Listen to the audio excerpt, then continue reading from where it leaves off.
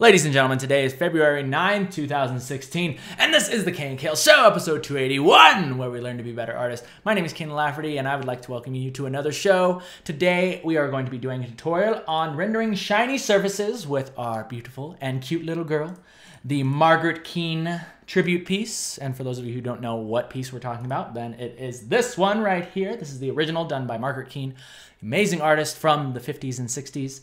And we're going to be talking about, yes, how we got to this point. Oh yeah, and the most important thing was this is part 2 of the series. So if you'd like to go back and see how we got to this point, then just go ahead and click on this picture right here. The link is also in the description if you'd like to go back a week and see how we got to this point. But yes, Margaret Keane tribute. Margaret Keane tribute. We're going to be having fun with that. And yeah, but before we actually get into that, we need to take a stroll down the lovely lane, people, because you guys have been being awesome and submitting your art. Go check this out for yourself at KNKL fanart or tinyurl/KNKL fanart. Like the page, submit your art. That could be you right there, scrolling past. That could be you. And most importantly, come get some cookies. Really love the submissions this week, guys. Great job. Really, really great job. Alrighty, guys. So with all that out of the way, it's time to entertain you with a little time lapse. A little time lapse, my personal favorite thing on the show, because we get to kick back and I get to tell you guys a story. I get to tell you a little bit more about Margaret Keane. Probably the most important thing that I didn't tell you guys last week, and that was the amazing controversy that surrounded her art. All right, so, and this is outlined, or this is really well told in the movie Big Eyes. So if you guys haven't seen that, it's directed by Tim Burton. Highly recommend you guys go out and check that out, Big Eyes. But let's talk about Big Eyes. Let's talk about the controversy. So the cool thing is that Margaret Keane was an artist from the 50s and 60s. And she's still doing stuff today, but that was like the height of her. That was when she was like up and coming, right? The newest big thing. And the coolest thing about her story was that her husband, Walter, was a very good, like, smooth talker. He was a great salesman. He had a lot of charisma.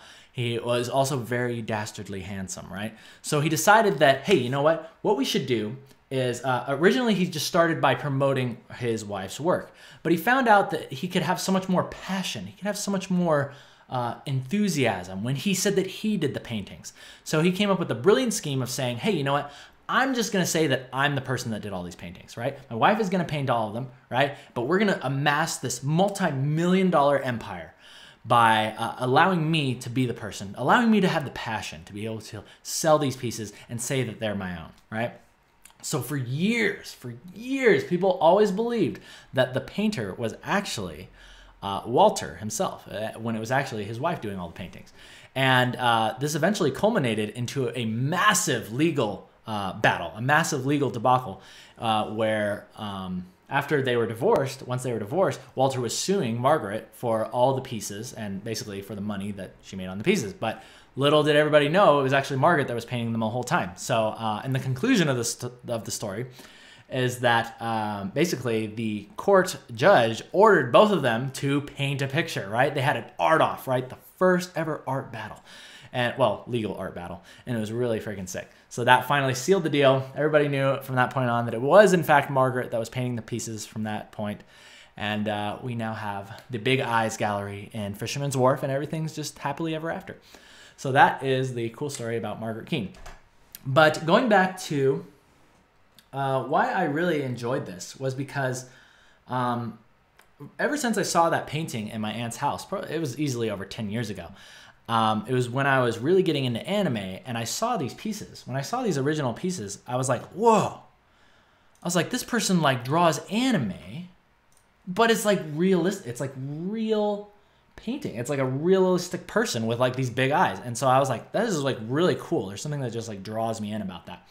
So needless to say, we had to make our own tribute, and I wanted to push it even more towards that anime feel. And we finally got this piece, and I'm actually really happy with how this turned out. But let's talk a little bit more about how I kind of got to this point, how I even got to the final visual look that you see here, and some of the challenges that came along with that. So probably the biggest challenge that came from doing this was because we are rendering out, or we're drawing like an anime styled piece, but we want to be able to render some of those materials. We want to be able to render some of that the form, specifically with the light, because it's not coming from straight on. It's actually coming from the top left in this piece. I guess I should point this way because it's opposite. Top left in this piece. And that presents us with some interesting struggles, some interesting problems. And that has to do with too much rendering. In fact, while we do this, I'm gonna go ahead and pause this. And let's talk about too much rendering. Let's talk about too much rendering. Because I'm sure you guys have all dealt with this in the past before. I'm sure you guys have dealt with this in the past. And that is, you get this original drawing, right? Let's go ahead and take away this background. Let's take away these colors. You draw this, right? You look at this and you say, oh, well, isn't that cute? I really like the character and the feeling that is in this line art. And then you try so hard to preserve that. But then eventually what starts happening is you go in there and you're like, all right, it's time to render. Let's get in there and let's start rendering some things out. Let me see if I can actually find the proper layer because these are all set. Oh, there we go. Okay. So you get in there and then you render this out. You render something like this and then it changes the face. Right? You're like, oh, but it's more realistic. Like there would be some light like getting caught in these little pockets right here. And the nose does have nostrils, so we gotta render those, right? Or even if we decide to like take that away, let's render nostrils, but let's make it like really small, right?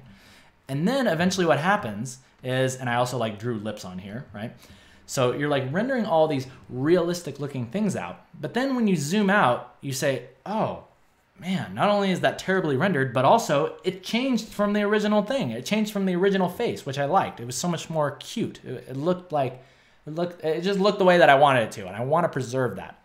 And this has always been the everlasting battle between me and my art, and that is enjoying the line art and then being able to render it to a point where it still captures that original character, being able to render it.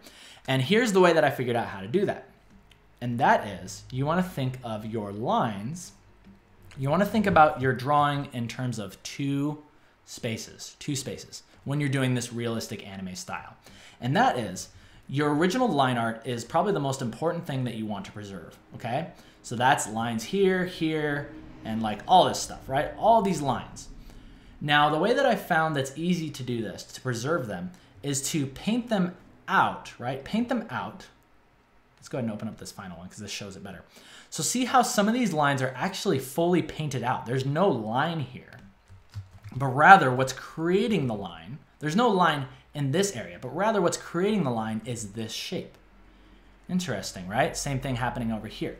The line reemerges right there, but here it's being created by the shadow. So anywhere that you have the ability to do this, I would say do it. See, the same thing is happening here with the hair, because the hair is a dark shape laying on top of the light shape. And so that allows us to create lines without actually having them there. But that's besides the point. That is what you should strive to do most of the time. But then there's going to be times where, specifically like down by these legs, you're not going to have that option. I mean, you could contrast it with the background here, but you know, I actually personally liked having like this really dark outline, just this dark outline. Okay, so that's part one. Part one is having that nice clear out. Let's just say it's a clear outline, whether you want to actually do it with line work or you want to do it with the shape technique. Okay, but then the second part is everything that's on the inside, everything that's on the inside of that shape should be low contrast. Low contrast, okay? And that is basically the difference between, you know, your lights and your darks. You see a shape here, that's light. All right, let's make that happy. And then this shape over here, this is dark, right? It could be evil, okay? So, but the differences between these two, the differences between this color and this color, see how we barely moved? We moved from here to here, right? And that's kind of, it might seem like a big jump, but it's actually not, right? You want to limit your transitions and your lights and shadows in these areas to be low contrast. And then the other thing that I want to talk to you guys about is, and this specifically is reflected in the face. Whoops, that's a later one. Let's do, this one, here we go. Yes, okay. So here's another thing that really helps with that low contrast while still being able to have shadow in your piece. And that is focus on making your gradients, right? Notice the gradient that's happening here. It's almost like this expanding circle, right? It's this expanding circle that goes throughout the face. So you have the bright part here, and then as it radiates outward, we get to these nice dark colors up by the forehead. Yet we look at this, and we say, oh, well, that's really nice. There's a beautiful light that's going from here and it's radiating outwards, and this gives us a realistic feel. It gives us a realistic feel without actually having to go in and shade too much. Because here was the problem that I was running into specifically with the face. So let's say, okay, well, if the light is coming from the top left, well, we need to round this. We need to round this part of the face a little bit more, right? So we'll round this off. And then I'd start running into this weird issue where it was like changing the face a little bit too much, right? It just looked weird to me. And I didn't like it. I did not like it. So actually, that doesn't look too bad.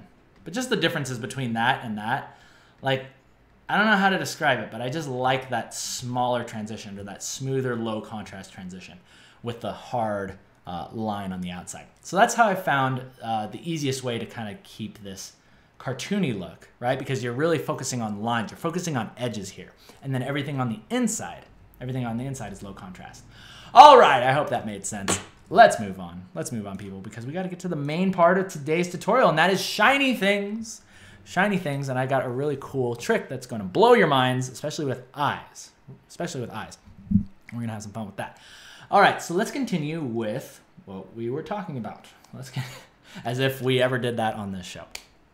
Okay, so that was the main challenge that I had with this, was figuring out how to render this anime piece, but still keep it looking like kind of cartoony. Still keep that style, right? Because I didn't want to over-render it. And heaven forbid, we change the face from what it originally was and we lose that cute little girl that we loved from the beginning, turn her into a hideous alley-dwelling troll, right? That's what eventually would happen if you render it too much.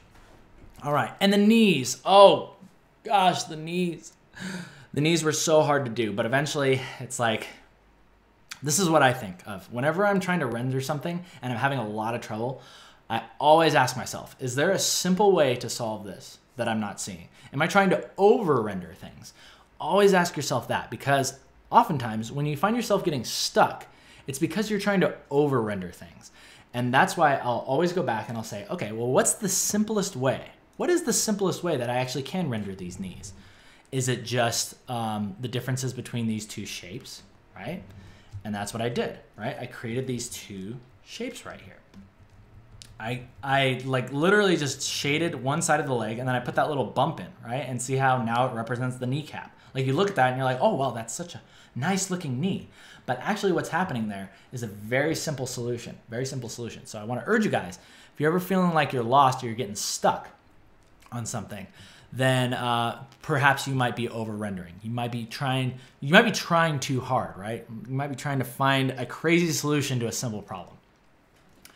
So yes. All right, I'm gonna fast forward this a little bit because we need to get to the most important part, people, and that is shiny surfaces. All right, so I want you to take a close look at these eyeballs right now. Take a close look at these eyeballs and these ones, okay? Because you're gonna see something really awesome happen. So everybody knows how to do this, right? Shiny, oh, look, the specular on the eye. Pff, that's so easy. I learned how to do that back in well, not 6th grade. Okay, a long time ago you guys learned how to do that. I don't know, maybe 6th grade for you. I didn't even know what a specular was back in 6th grade. But then we're gonna add something else in here, and I'm gonna call this the skylight, the sky highlight, the skyline highlight. There we go. Okay, so this is called the skyline highlight, guys. So check it out. It's almost like a lower contrast highlight that happens on the upper part of the eye. Now let's describe and explain why that happens. Okay, so here's why that's happening, guys. Here's why that's happening. Because basically what this is the eyeball is a shiny surface. It's a shiny surface that is implanted inside of your head.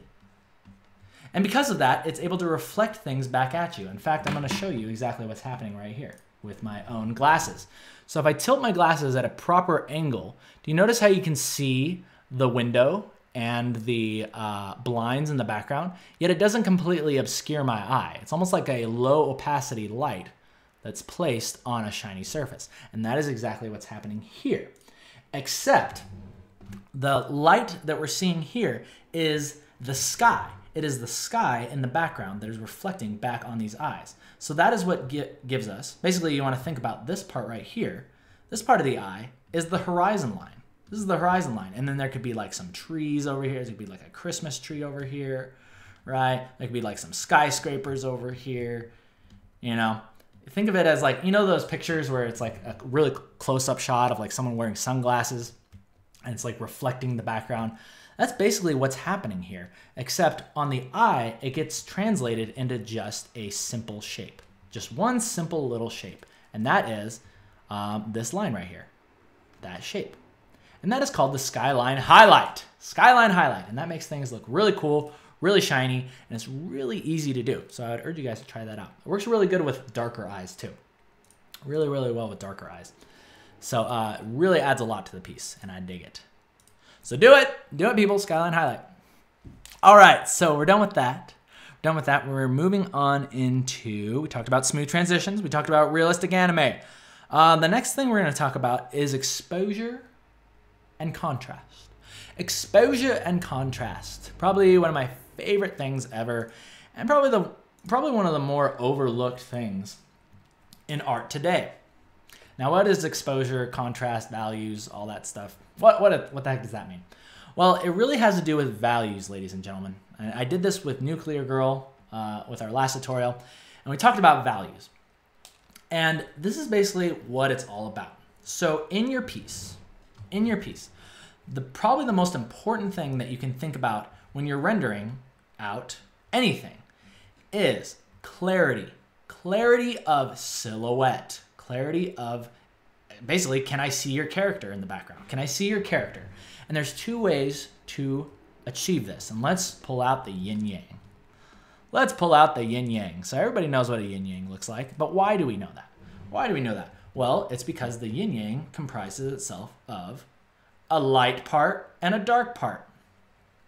And your character can represent either one of these, okay? Your character can either be the light part or the dark part. And sometimes, actually, it can be both. It can be both. But really what you want to think about is contrast, ladies and gentlemen, contrast. And that is what's happening right in between here, the contrast. Well, that's kind of like psychedelic. I like it. I like it. This is the most important part right here. All right, let's make it all shiny and stuff. Okay, contrast.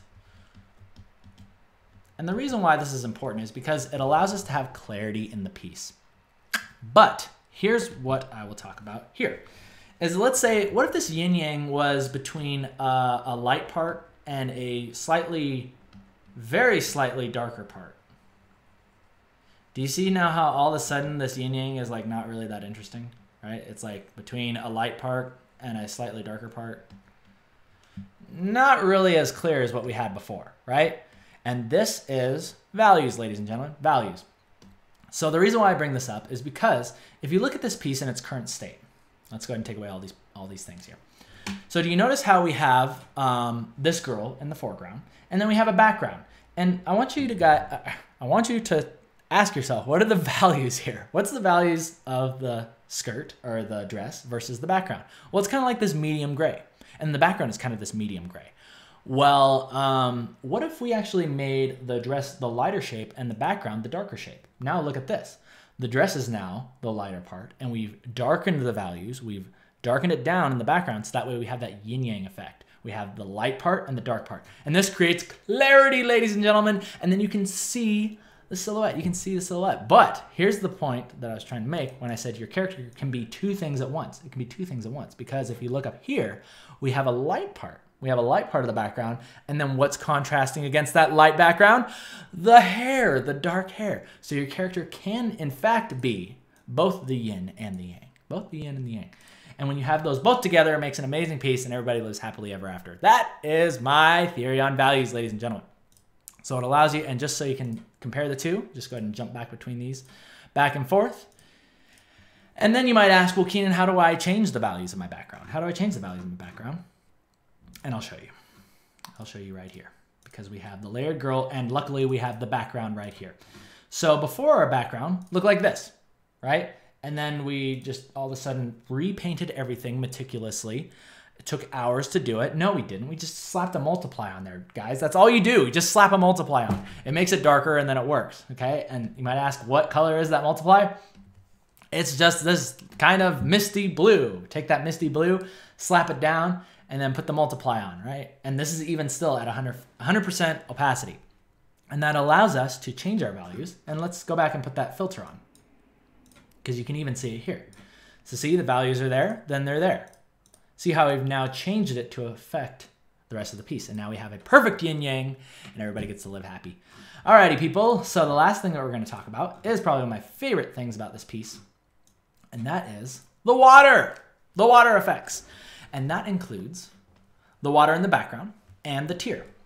So let's go ahead and pull up the proper layer, right? Because I'm awesome and I always name all my layers so I don't have to like click through and find the right one. There we go. All right. So let's talk about water, people. Here's how you render water. It's very, very, very easy. So step one, find your light source. Where the heck is your light source? Is it back here? Well, that's technically one, but that's not the one that we're using. The one that we're using is coming from the top left. The top left, okay? So we got light shining in, and we're totally screwing up our PSD, but we got light coming in through there. It's so beautiful, right? So beautiful. Okay, so that's step one. Identify your main light source. Step two, figure out what surface you're going to be drawing on, okay? Or you're going to be creating the water effect. And because we're using the skin, then I'd ask that you grab your shadow color, your shadow skin color. Okay, so the next thing, now that you have your shadow color, is go ahead and lay in your shape. Lay in the shape of your water droplet. Lay in the shape of your water droplet. Okay, and then I'm going to ask you guys to think in reverse, right? Everything that you've learned is wrong when it comes to water, because wherever your light source is, actually, the shadow is going to go in that direction. The shadow is going to go towards the light. And then the light part is actually going to be on the underside. The light part is going to be where the shadow would normally be, okay? And go ahead and blend that in. You should have something that looks like that. And then the last thing that seals the deal, can you guess what it is? That's right, guys. It's just the specular. Just slap that specular on there and whoa! Oh! It's so realistic. It's so amazing. Her face is now melting, but somehow I love it. I love it. I don't know why.